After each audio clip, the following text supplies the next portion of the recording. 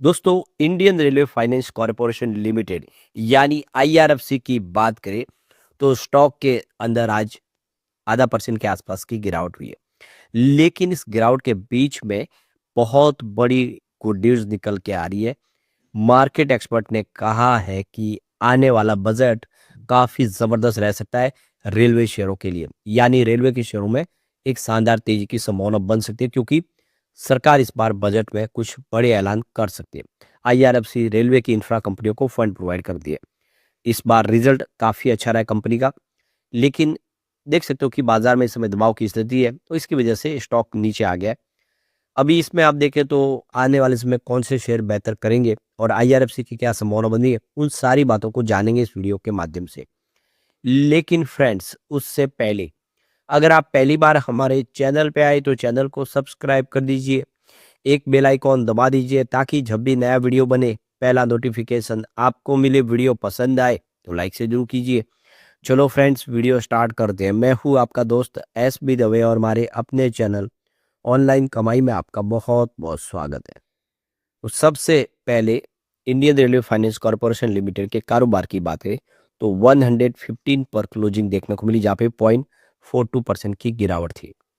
तो शुरुआत बिल्कुल फ्लैट हुई। जो कल की क्लोजिंग थी उसी के आसपास 116.13 पैसे पे। इंट्राडे में 117 का हाई भी बना। लेकिन यहाँ पे देखो कि बिकवाली शुरू हो गई ऊपर के लेवल से, जिसकी वजह से इसने 113 का लो बनाया। तो स्टॉक फिर से निचले लेवल के आसपास दिखाई दिया, क्योंकि इसका 108 का 52 वीक का लो है, हाई 155 का है। पिछले दिनों जब रेलवे शेयर में तेजी का दौर शुरू था, स्टॉक काफी अच्छा किया था, लेकिन फिर गिरावट शुरू हो गई, क्योंकि बाजार में एक तरफा गिरावट का माहौल बना, जिससे वो जो शेयर पिछले जो तेजी के दौर में आए थे उसमें गिरावट शुरू हो गई है। फिलहाल मार्केट कैप 1.5 लाख करोड़ के आसपास है और इसको एक लार्ज कैप कंपनी बनाता है। इसका पी रेशियो 21.55 का, जबकि 1.60% का डिविडेंड पे आउट करती है कंपनी। काफी अच्छा डिविडेंड का ट्रैक रिकॉर्ड है। आपको ये पता ही होगा कि साल में 2 बार कंपनी डिविडेंड देती है और अब तक करीब 8 रुपए का डिविडेंड ऑलरेडी कंपनी दे चुकी है। तो बेहतर डिविडेंड का ट्रैक रिकॉर्ड और ऐसे में आप देखें शेयर की प्राइस में वृद्धि, इसके लिए डबल फायदे की सौदा लोगों के लिए साबित होता है। तो यहाँ पे देख सकते हो कि बजट के पहले आईआरएफसी, आरवीएनएल और इरकॉन इंटरनेशनल जैसे शेयर में इस समय मार्केट एक्सपर्ट बुलिश है और उनको लगता है कि ये शेयर आने वाले समय बेहतर कर सकते हैं।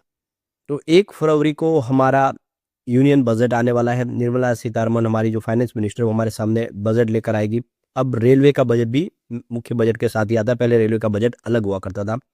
यूनियन बजट 2025-26 में 2.65 ट्रिलियन रुपीस की रकम सैंक्शन की गई थी मिनिस्ट्री ऑफ रेलवे की तरफ से। आप देखें इसको दी गई थी, जिसमें आप देखें इंफ्रास्ट्रक्चर डेवलपमेंट के लिए, स्टेशन और ट्रेन के मॉडर्नाइजेशन के लिए और बहुत सारे दूसरी जो सेफ्टी और पैसेंजर कंफर्ट के लिए खर्च करने के लिए सरकार ने काफ़ी सारा बजट बढ़ाया। 2014 के बाद जब से एनडीए सरकार बनी है, रेलवे के अंदर आमूल परिवर्तन आया, क्योंकि बजट ज़बरदस्त बढ़ाया गया।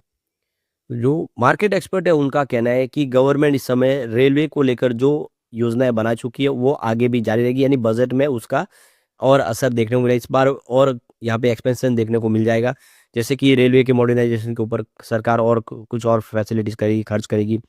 तो रेलवे का कैपेक्स इस बार बढ़ाया जा सकता है, क्योंकि सरकार इस सेक्टर में और तेजी लाना चाहती है।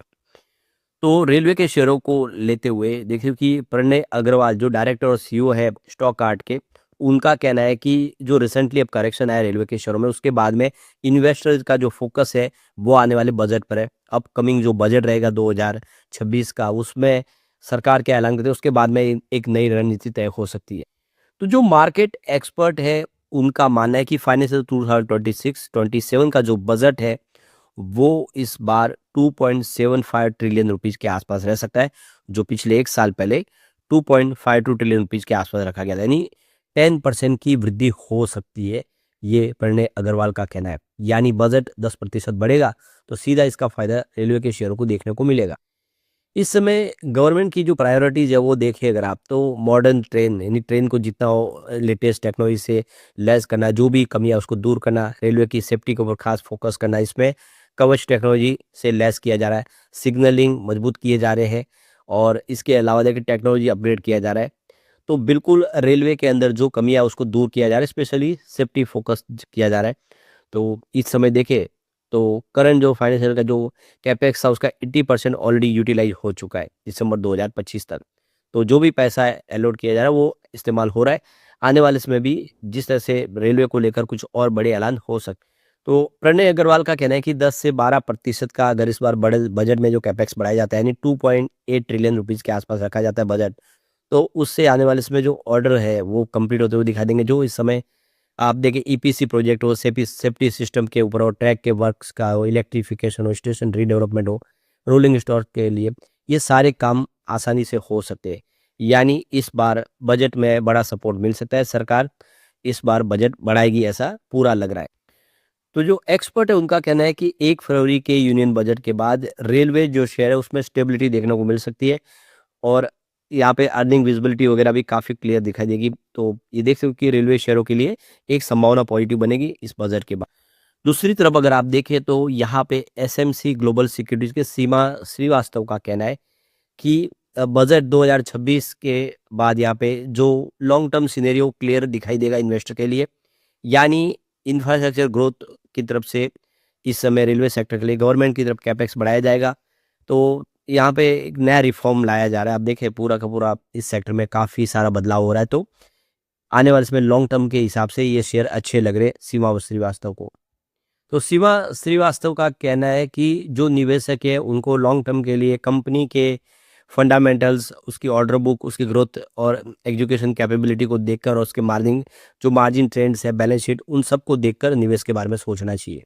तो यहाँ पे आईआरएफसी की बात करें तो इस समय 116 के आसपास की प्राइस है। शिवा श्रीवास्तव का कहना है कि आईआरएफसी जिसकी एक गवर्नमेंट बहुत बड़ा मजबूत सपोर्ट है सरकार की तरफ से और एक स्टेबल डिविडेंड पे आउट करती है कंपनी। तो ये दो बड़े फायदे कि इसका जीरो एनपीए, आप देखें इसका एनपीए बिल्कुल जीरो है, किसी प्रकार का एनपीए नहीं है क्योंकि सारा का सारा जो पैसा जो कंपनी रेलवे को पहुंचा देती है उसको जो भी लोन प्रोवाइड करती है उसकी गारंटी भी सरकार लेती है और टैक्स के दायरे से भी ये कंपनी बाहर है। इसी वजह से सीमा श्रीवास्तव को लगता है कि ये स्टॉक जो काफ़ी ज़बरदस्त डिविडेंड देने वाला स्टॉक है और डिविडेंड का बादशाह कह सकते हैं, इसीलिए इसमें निवेश के बारे में सोचना चाहिए सीमा श्रीवास्तव के हिसाब से। दूसरी तरफ अगर रेल विकास निगम लिमिटेड की बात हो 321 की करंट प्राइस है, आपको पता होगा ये 648 तक गया हुआ स्टॉक है, काफ़ी नीचे आ गया है। तो ये कोर इंफ्रास्ट्रक्चर बिजनेसेस का कंपनी की ऑर्डर बुक बहुत मजबूत है। ऐसे में आने वाले समय उम्मीद है कि यहाँ से स्टॉक फिर बेहतर करेगा। इसके अलावा आईआरसीटीसी की बात हो इसकी 613 के आसपास की प्राइस है और यहाँ पे कंज्यूमर ओरिएंटेड इसका बिजनेस है, ट्रैवल सर्विस से संबंधित कंपनी सर्विस करती है, मोनोपोली बिजनेस है। शेयर की प्राइस उतनी ऊपर नहीं बढ़ी तो आने वाले समय ये बेहतर करेगा। अब यहाँ पे जो बड़ी अपडेट निकल के आ रही है Indian railway finance corporation limited की तरफ से जो एक्सचेंज को नोटिस के माध्यम से जानकारी दी है उसमें कहा गया है कि कंपनी की यहाँ पे देख सकते हो कि इन्वेस्टर इंस्टीट्यूशनल कॉन्फ्रेंस हुई थी जिसमें 20 जनवरी को आप देखो कल, और इसमें इसकी जो भी रिजल्ट था उसको शेयर किया गया उनसे कंपनी के मैनेजमेंट ने अपनी तरफ से अपनी राय रखी, सवालों के जवाब दिए गए। इसकी ऑडियो रिकॉर्डिंग जो है वो यहाँ पे वेबसाइट पे अपलोड कर दी गई है। यानी पूरा का पूरा जो रिजल्ट है कंपनी के क्या बयान है उसकी जानकारी आप ले सकते हैं कि रिजल्ट किस तरह से रहा, रिजल्ट के दौरान क्या अचीव हुआ, आगे कंपनी के फ्यूचर प्लान क्या है, वो सारा मैनेजमेंट ने जो कहा है वो यहाँ पे वेबसाइट के माध्यम से आप इसकी जानकारी ले सकते हैं। इसकी जानकारी ऑलरेडी अपलोड कर दी गई है तो वेबसाइट पे आ चुकी है जानकारी, एक्सचेंज पे ऊपर भी जानकारी दे दी गई है। रिजल्ट बेहतर रहा, इस बार कंपनी का प्रॉफिट बढ़ा है।